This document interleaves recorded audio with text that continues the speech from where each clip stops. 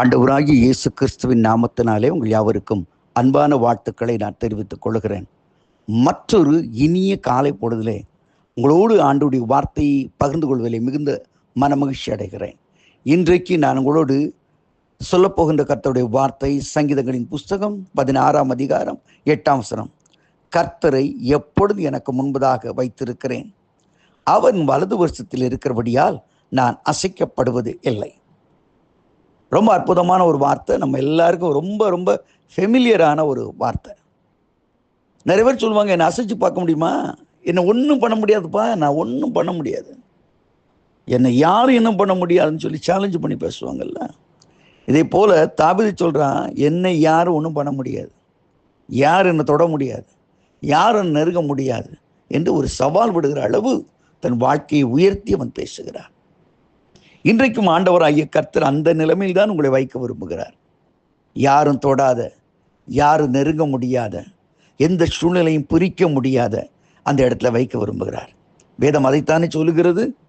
எபேசியர் 2ஆம் அதிகாரம் சொல்கிறது, பாவத்தினாலும் அக்கிரமத்தினாலும் மரித்து போயிருந்த நம்மை அவர் தூக்கி எடுத்து உன்னதங்களிலே அவரோடு உட்கார வைத்திருக்கிறார். அப்படின்னு அர்த்தம் என்ன? நீ டச் பண்ணுற இடத்துல இல்லைப்பா, யார் உன்னை தொட்டு பார்க்குற இடத்துல நீ இல்லை. அதை முதல்ல மைண்டில் செட்டப்பில் நம்ம கொண்டு வரணும். யாரும் தொட முடியாத இடத்துக்கு கர்த்தர் உயர்த்திருக்கிறார். அடுத்து நீங்கள் ரோமர் 8ஆம் அதிகாரத்தை பார்க்கும்பொழுது அங்கே 36, 37 வசனம் சொல்கிறது, அந்த அன்பினாலே எல்லாவற்றையும் நான் மேற்கொள்வேன், எதுவும் என்னை பிரிக்க முடியாது. தேவனுடைய அன்பை விட்டு யாராலையும் பிரிக்க முடியாது. உண்மையான அன்பு தானே. யார் என்ன கோளு சொன்னாலும் என்ன குறை சொன்னாலும் உண்மையான அன்பு இருக்குமானா, அந்த உண்மையான உறவு இருக்குன்னா அதை எதுவுமே பிரிக்க முடியாதுங்க. அதான் தட் இஸ் ஃபேக்ட். இங்கே அவன் சொல்ல, யாரும் என்னை பண்ண முடியாது, ஒன்றும் தொட முடியாது. காரணம் என்னவென்றால் அவன் சொல்கிறான், கர்த்தரை எப்பொழுது எனக்கு முன்பதாக வைத்திருக்கிறேன்.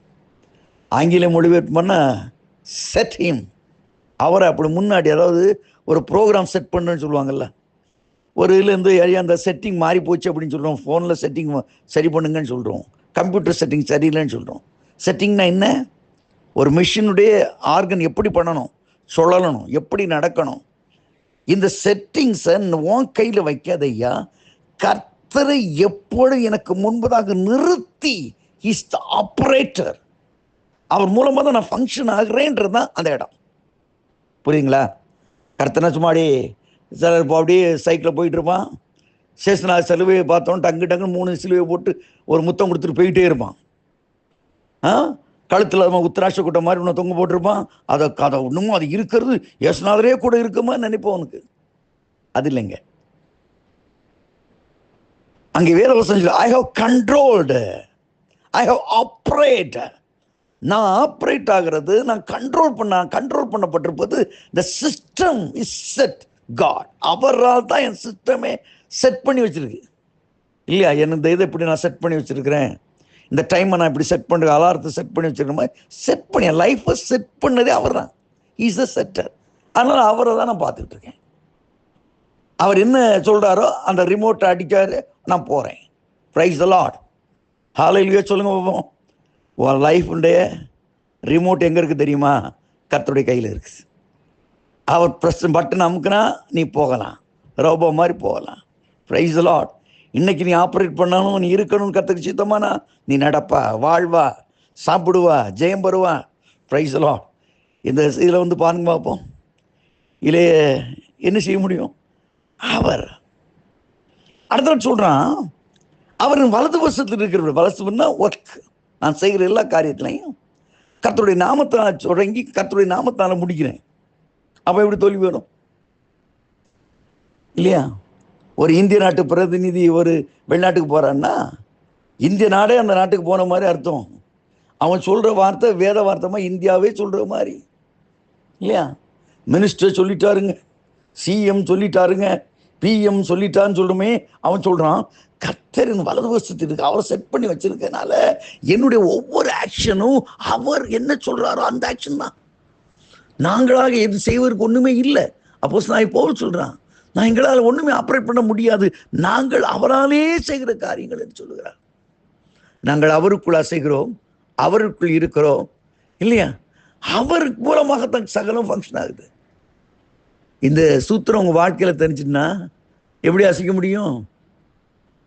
நீ கர்த்தரால் செய்த காரியா? உன் பிஸ்னஸ் கர்த்தர் பிஸ்னஸ், உன் கணக்கு கால்குலேஷன் எல்லாம் கர்த்தர் போட்டது, உன் வாகனம் கர்த்தரால் ஓட்டப்படுது, உன் குடும்பம் கர்த்தரால் ரன் பண்ண போகுது. நீ எப்படி அசைக்க முடியும்? சான்ஸே இல்லையே, சான்ஸே இல்லையே. காலடிகள் தள்ளாடாத. ஏன்னா டோட்டலி ஒரு ஆப்ரேட் பை காட். அதைத்தான் அவன் சொல்றான். இன்னைக்கு அந்த கண்ட்ரோல் கொடுப்போமா? உங்க வாழ்க்கை சரியாகணும்னா ரீசெட்டிங் தேவை. எங்கேயோ செட் பண்ணி யாரையோ பார்த்துட்டு இருக்கீங்களே, அதை கொஞ்சம் டைவெர்ட் பண்ணி கர்த்தருக்கு நேரம் அப்படி செட் பண்ணுங்க பார்ப்போம். கர்த்தரை எப்போ எனக்கு முன்னாடி செட் பண்ணி வச்சாச்சு, இன்னும் எப்போ எல்லாம் ஃபோக்கஸிங் த்ரூ ஹிம், அவர் மூலம் எல்லாத்தையும் ஃபோக்கஸ் பண்ண போகிறேன். அப்போ நீங்கள் அசைக்கவே முடியாதுங்க. உங்களை யாரும் தொட்டு பார்க்கவே முடியாது. உங்கள் வாழ்க்கை அடுத்த லெவலுக்கு போயிடுச்சு. இந்த லெவலுக்கு அடுத்த லெவலுக்கு. Praise the Lord. கர்த்தருக்கு ஸ்தோத்திரம். அந்த உணர்வோடு இந்த நாளுக்குள்ளே பிரவேசிப்போம். கர்த்தரை எப்பொழுதும் எனக்கு முன்பதாக வைத்திருக்கிறேன். அவரின் வலது வசத்தில் இருக்கிறபடியால் நான் அசைக்கப்படுவதில்லை. ஆமென்.